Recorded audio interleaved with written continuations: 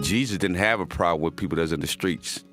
He had a problem with religious people. How can I help anybody when I was not even able to help my own son? I would never do that. I would never do that. And I became that in a matter of minutes when they took my pain pills away. And I said, I'm not where I want to be, but thank God I'm not what I used to be. This is Faith in Your Recovery. I am Randy Davis. Welcome to the battle. Hey, thank you once again for joining in with us. I've had a New Year's Christmas break. It's great to be back in the studio. Great to have a special guest with us. Great to be able to share with you and hear from you. Text us any questions, any comments you have as we're live here. We want to know what you need to know. So feel free to join in, just be a part of this party, okay? Welcome. Thanks. Hey, we have with us today a special guest, Mr. Brian Blevins. Brian and I have been friends now for better part of 10 years, yeah? 9. Okay, that's awful close, so we're good with that. Appreciate that. Before we get into the nuts and bolts of this interview with Brian, I want you to know of a couple of things coming up, okay? Next week, we have Dr. Samantha Hart. Samantha has written a couple of books. She's got her own podcast. She's a host. She's a physical therapist. She gets what it takes to climb out of that hole. She's been there. She's done that. She's got her own scars to prove it. And she's got a method to help us think of how to rewire our brains. And it takes a change of thinking. Got to get away from the old us to that new us that Christ wants to make us even. But then the week after that, probably one of the most high-profile people I've ever had the privilege of getting to interview is Mr. Sam Childers.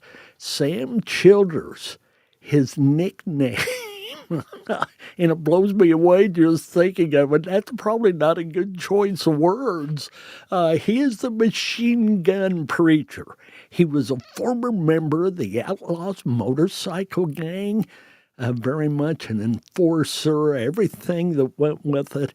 He was a part of it till Christ touched his life, and he went on a missions trip to East Africa. And there in East Africa, he came into contact with a lot of things that just, well, let's put it, it's surprising he's lived through it this long, okay? And because of his story, there's been a couple of movies made. We'll give you information for that. He started an orphanage and has like 350 kids as a part of that orphanage. He helps them with their education for now and for the future, lodging, food. You can't imagine the atrocities that he's seen and been a part of, and I can't wait to hear firsthand from him. It's going to be a remote. He is in East Africa at this time and will be there then. He is now a pastor in Pennsylvania. And to think of going by the name of the machine gun preacher, I'm anxious to hear that story. I can picture it. After reading up on him on the internet, I invite you to do that. But it's going to be something special that we're looking forward to. But we've got a special one here today. And what we want to do here in just a few moments, Brian, is get to talking about beneath the wound. We want to go a little deeper than we did. We interviewed you back in episode 6, as I recall. A friend at that time, Dennis, you were both a part of that episode. Folks can go back and pick up pieces. But go ahead, Brian, give us a brief overview of what your past has been about and what you're doing now, and then we'll get into the questions that help us dig beneath that wound. So, are we talking past pre-recovery? All of that. Yeah. So, grew up in Hartford City. So, I'm born and raised in Hartford City, actually still live in Blackford County. great upbringing. Have two sisters, a great loving mother and father. Addiction really wasn't a part of my family, so to speak. So I wasn't how they would say, a generational thing. My parents nor my family, alcoholics or drug addicts, wasn't in my family. So I think I was a good kid. I was class president. Played three sports in school. So, but growing up, my father played in a band, and he was going on the weekends. So I think some of my mischievous stuff would happen like on the weekends when my mom and dad was away, when I was starting to hit my teenage years. I would sneak away. We had babysitters, and I got into my teenage years, and I started, smoking marijuana or drinking cough syrup and doing alcohol, but I was doing it in a different county. So I would go away to my aunt's house and sneak away on the weekends, and I really didn't let anyone, in my circle really know what was going on. So I was starting to pick up like a double lifestyle to where I just wanted to experiment, and it really started to get bad. My senior year, I got more involved in alcohol and over-the-counter cough medicine. We would go and take over-the-counter cough medicine, and there's a chemical in there called dextromorphine, and if you drink a quantity of that, they called it robo-tripping. So we would do that and smoke marijuana, and it really started to affect me my senior year, which other friends and people started to notice behavior issues and things, going on with me. And so my senior year, they voted someone else class president, which, kind of was a difficult thing personally to me. All my friends had plans of going to colleges and doing all these different things, and I really didn't have a plan, whatsoever of what I want to be or what I wanted to do with my life moving forward, into college. But I knew I had to go to college because that's just what, in 1992, that's, you went to college, you got a job, and, that was life. That was life. That's, it's different today, but back then that's, that was life. And so I went and took the SAT test, which is an aptitude test to get into a college or to be accepted. And I had drinking Robitussin and we partied or whatever, and I went and took this test, and I just absolutely bombed the test. Like it was bad, and my guidance counselor kind of questioned, my grade point average. I was a C student, but the thing about it was I never put any effort into school, so I never brought any books home. What's wrong with average? What's wrong with a C, right? I was, C's get degrees, and that's kind of what was my attitude. I didn't need to be an A student. I didn't need to overachieve and do something that I wasn't passionate about, so I think just getting by is what I did. So, as I chose a college, I chose a junior college because I couldn't get accepted into Ball State or IU or Purdue, these other colleges, because of my SAT score. So I got accepted into Vincennes. I decided I'll take general studies, because if you take general studies, maybe I can find something that I want to do, and then I'll transfer and be able to go to a nicer college, when I decide maybe if I want to major in something or, what that looked at. But when I went to college, I ran into the drug cocaine, and I think that's what I decided to major in. And from there, my whole life was just a spiral, a blur, out of control. I dropped out of Vincennes one semester in, so I didn't flunk out of school. I got the grades. I just, fell in love with Your it. interests changed, Yeah. and it certainly would led more education. Yeah, and so How long, Brian? How long did you use cocaine? How long were you into well, so I would say I got into cocaine heavy at probably 18 years old, and it was my late 20s, probably when I'd stopped doing cocaine. I got my first felony for dealing in cocaine, I think when I was 20 or 21 years old. And, I thought I was going to go to prison. The judge, pretty much slapped me on the wrist, gave me probation. And then I knew that how much that I like cocaine.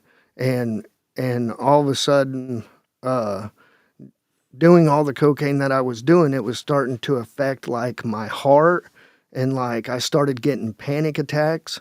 So I knew, basically this drug's going to kill me. I think that's where I was at. And I was drinking alcohol and smoking marijuana, and I kind of, I did LSD and mushrooms, but, it's like when I was done with cocaine, I think I was in a car accident, actually, and I got put on pain medication.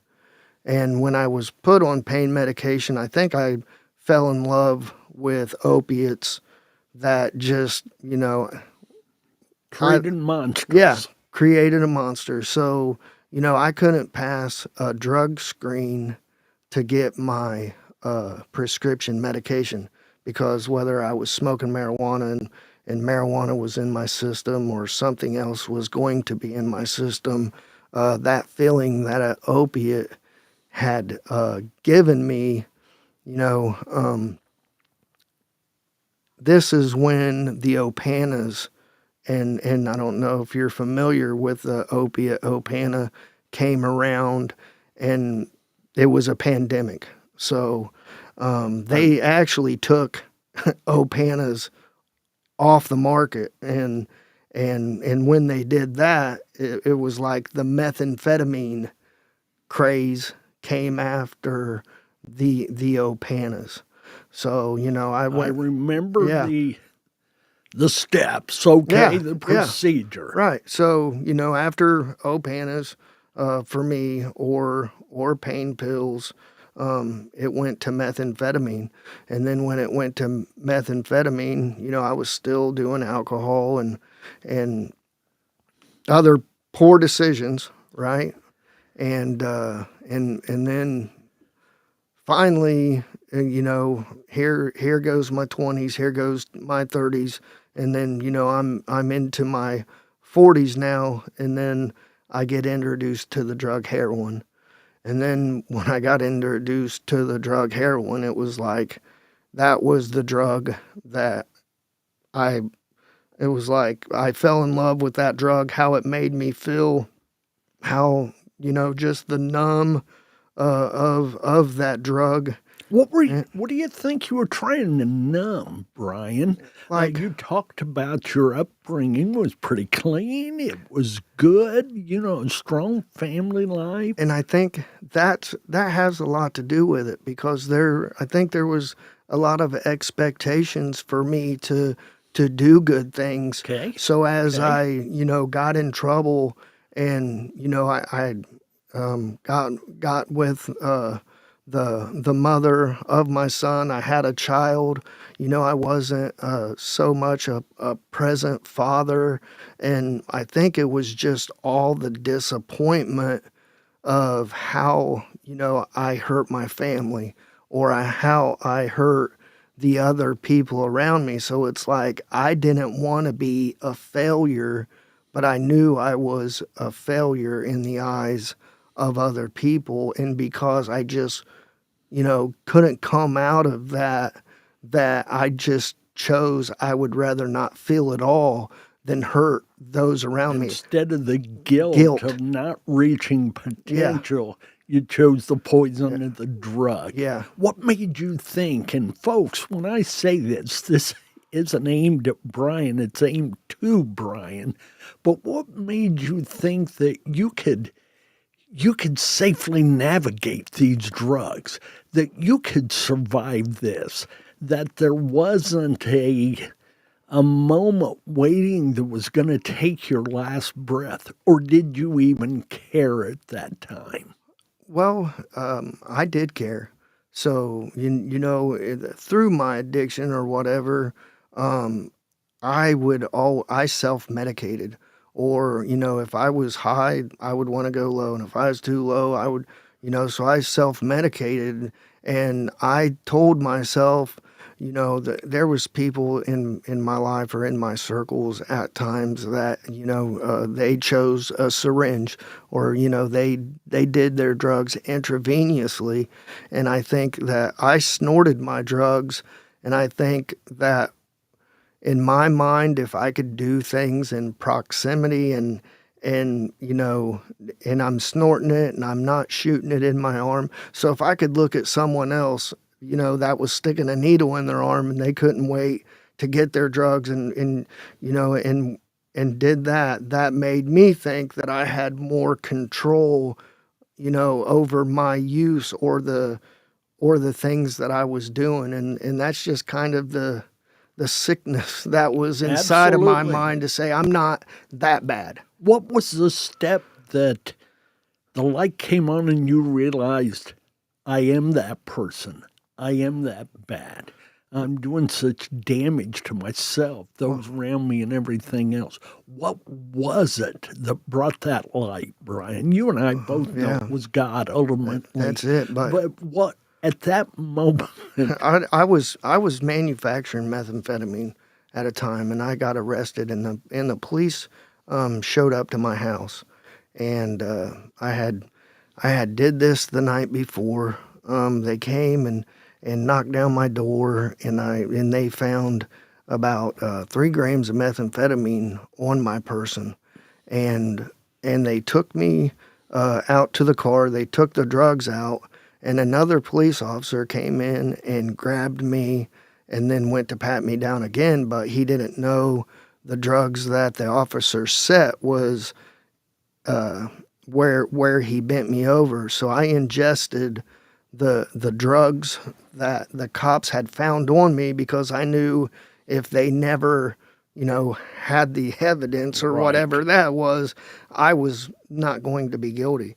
Well, I find myself in the emergency room, having a heart attack, and with the drug task force team in there, and here I'm losing my consciousness and my life. And you're how old? I was in my 30s. Okay. So this was one of my arrests, and I find myself in Ball Hospital, and I remember looking at the EMS guy, and I just cried out and I said, tell my son that I love him, and that I was dying, because my heart was getting ready to explode in my chest of what I ingested. And he looked at me and he said, Brian, you're not going to die. And they gave me a shot or something, and I don't remember. Like a couple days went by, and I wake up in a hospital bed in Delaware County, and I was in Blackford. So here comes my family and everyone to see me, and I went home like they wasn't able to charge me or whatever happened, and that right there didn't make me change my life. So I went right back home. They didn't find some paraphernalia and stuff, and I went back right back after a heart. I could have died then, was dying, and went right back and did absolutely what I would have said right there to my family that I'll never do again. But I went back and did right what I wasn't going to do. So, I think then I really didn't want to go back and do that, but I really didn't know how to stop or, even what that looked like. Had no idea of recovery or anything like that. So I went through another, couple years, got into heroin, and it took me, it was November 24th, 2015. It was my dad's birthday. It was Thanksgiving.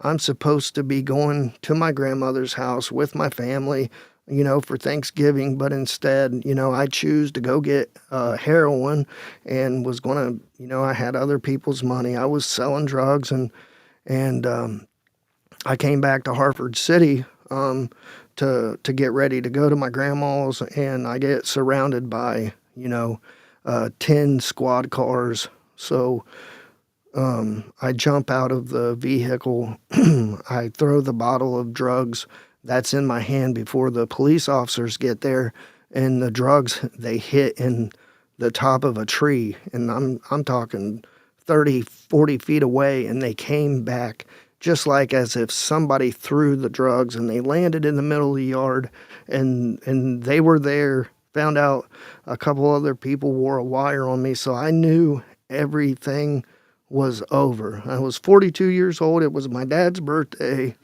and life as I knew it was over. So I think that it took being arrested, which I now say I was rescued, but it took me being arrested and then, facing life in prison. So 42 years old, 3 level 5 felonies with the possibility of habitual drug felon on top of that. So we're talking major years. Absolutely. This is when I met you. Yeah.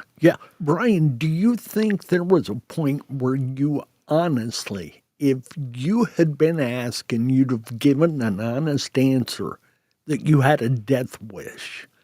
Help me with that. I don't know if I would say I had a death wish, and I can't say, yes, that I did. It wasn't until the withdrawal came from the drugs that I wished death.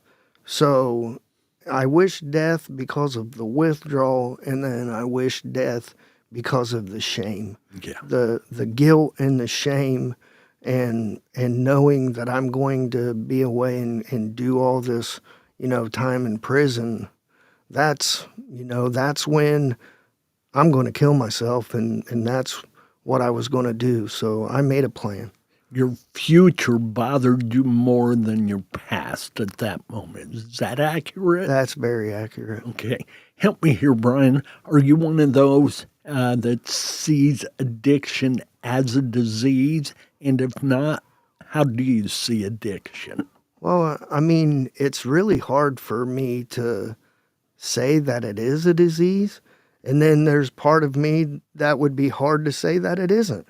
So I think early in my recovery about what I was taught or hearing, doctors or whatever that looked like, I would say that it was. But ultimately, it was my poor choices and my poor decisions that led me into the path that I was going.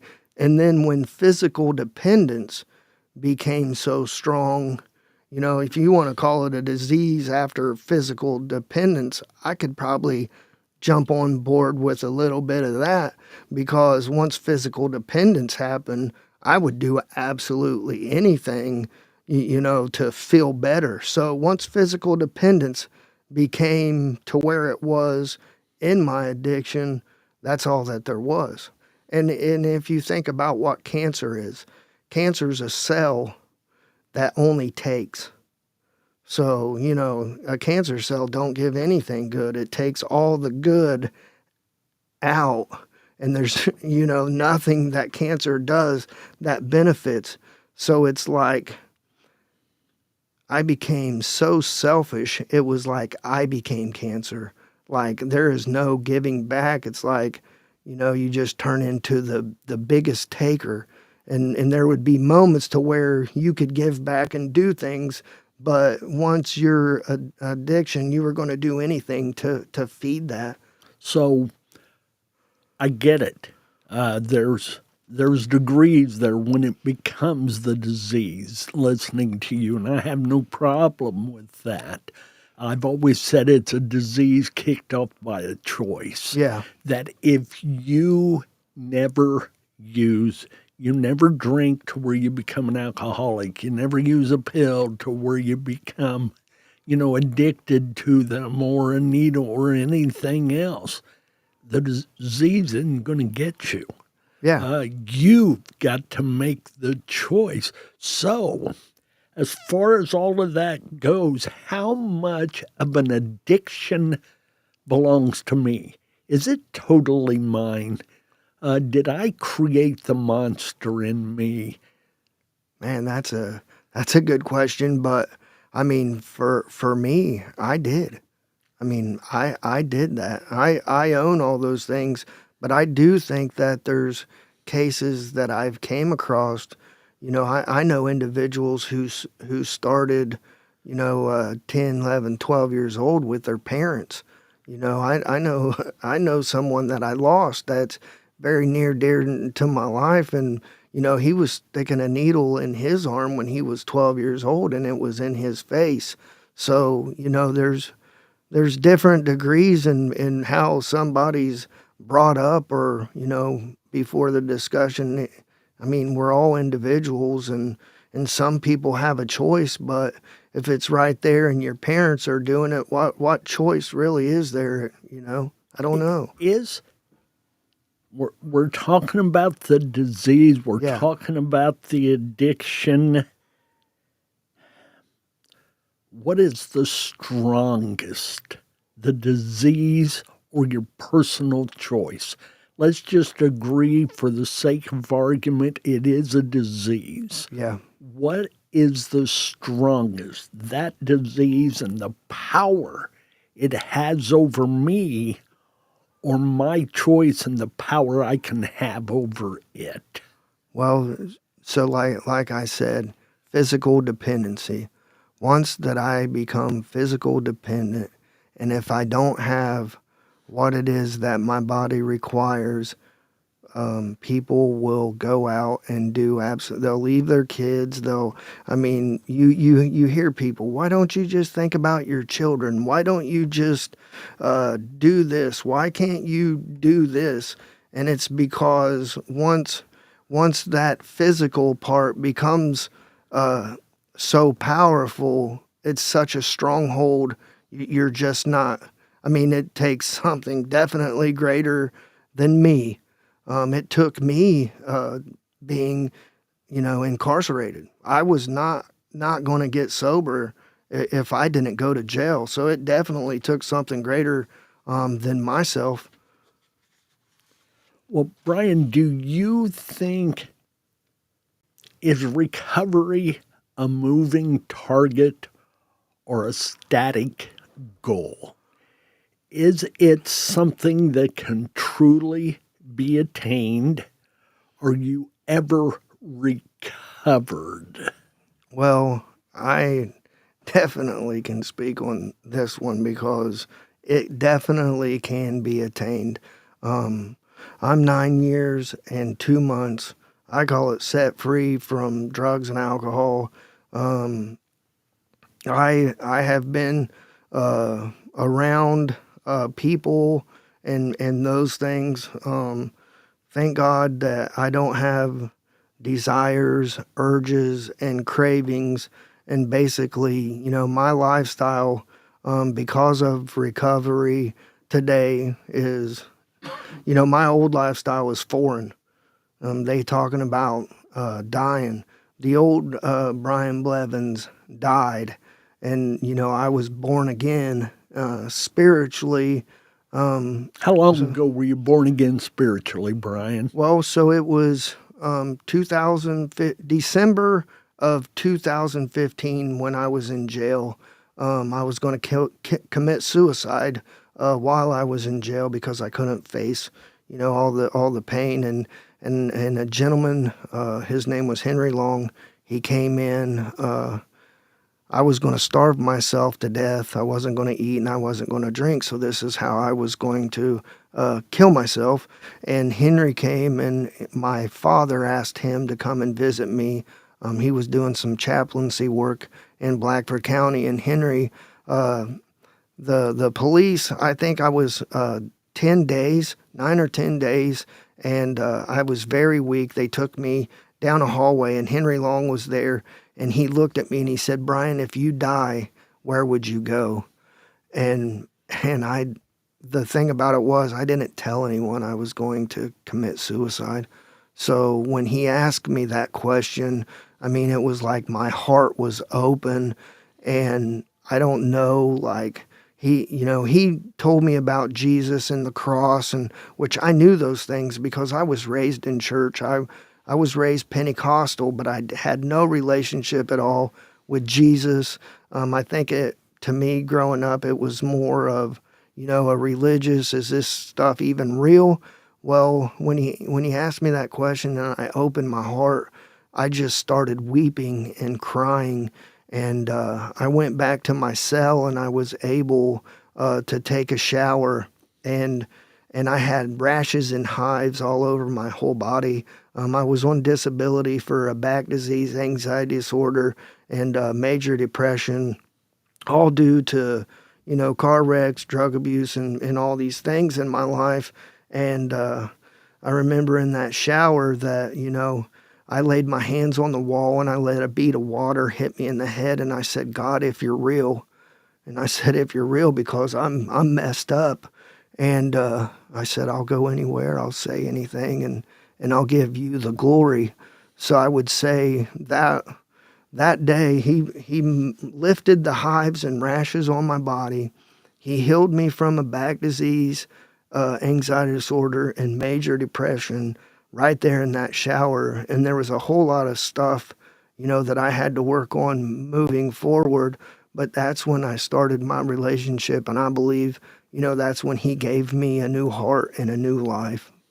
Do you feel like you have come to that point in your life, even as the new Brian, that you take accountability and responsibility for your past actions, or is that totally removed? How's that work, Brian? No, I did all those things. I hurt people. The best "I'm sorry" is changed behavior. And that's something takes hard work, and it takes a lot of time. It's not overnight. No. You didn't do the damage No, overnight. it took me 2 years of doing the right thing before my father looked at me and he said, "I don't have to worry about my son." So, the best "I'm sorry" is changed behavior, and it doesn't happen overnight. You start telling people you're sorry. Well, you were sorry the whole time because you really, you weren't in control all that much of your choices and decisions, even though, people might view it as maybe you were. So I think when you get into recovery, and addiction is about self and selfishness, and you can't fake service work. You can't fake doing things for other people. You can't fake, those things to get over yourself and to serve. So I think once that I started truly serving, and people starting to witness, the service in my life, and no longer, was Brian Blevins waking up for Brian Blevins. Brian Blevins was waking up for his son. Brian Blevins was waking up for his family. And, I knew that I had to be well to help other people ultimately, but I knew, I missed out on a lifetime of loving people. So, Brian, we've got a question. Eric, what's that question? Can you help us out, please? Yeah. This is from Sean. He wants to know what would you say your daily reprieve contingent on the maintenance of your spiritual condition? so it varied, where I was in my, throughout where I was in my recovery. I did not go to prison. I was given house arrest. Actually, Randy went to court with me and a bunch of other people on my behalf and prayed with me. But early in my journey, I got into the church, and the church opened the doors and let me come in, and they let me pray, and they let me worship, and they let me clean the stalls. They let me sweep. They let me perform acts of service. But it was devotion. It was prayer. It was getting in my Bible and finding out who Jesus was and what that looked like.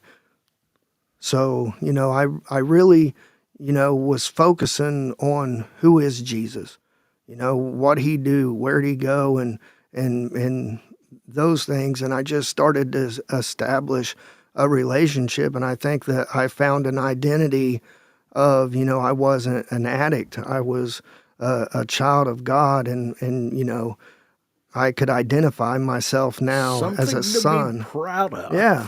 Yeah. So, Brian, let's give the folks a little help. What are some of the disciplines of maintaining your sobriety, your being clean, and what's a couple of those measurable times in our recovery? So you have to have accountability in your life. Like I have a men's group that I make every Monday. People attend meetings. There's a lot of people, but it's really staying connected. And one of the most important things in all of those things is serving.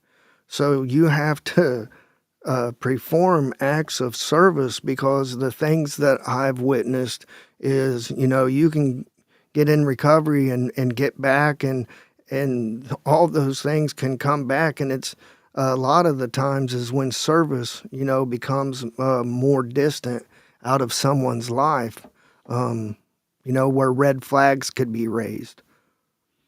What's a couple of steps along the way that are measurable?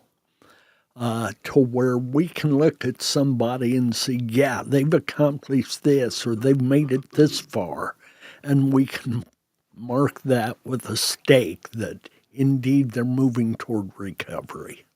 It's definite acts of service. So you once keep going back to it. That's big for you, right? Period. And that's your life now. And, I know you well enough to know that. And I explain to people, if you're going to go to a meeting, or, you're going to want to come and you're going to want to participate, you're going to want to share. So I had all this garbage that I was carrying around inside of me. So I had to share all that garbage and get all that garbage out.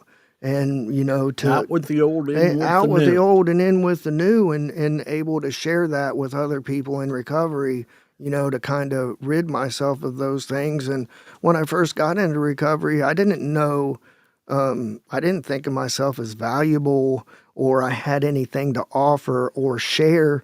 So it really took growing into recovery and listening to other people that has been there and did that, and, had considerable amounts of clean time, because, I'd go to rooms of recovery and I didn't know, if people could recover, or what it looked like, or who was doing this, in front of me and being this way, behind me. So it really, I just really went and I wanted to do it for real. So I really just paid attention to how people were living. If they're acting this way in a meeting, how are they acting, over here. So, Well, listen, we got another question here. Eric, hit us with that, please. Yeah, this is from Ryan. When did you realize it was your calling to serve the recovery community? Was it right when you were saved, or different time? yeah, it was. I would say about 4 months into my recovery, which is very early. I was asked to share my testimony, and I shared my testimony at 4 months into my recovery journey, and was invited to be a team leader of Celebrate Recovery. And when I shared my testimony, there was so many people that showed up in support, and family and friends and love, that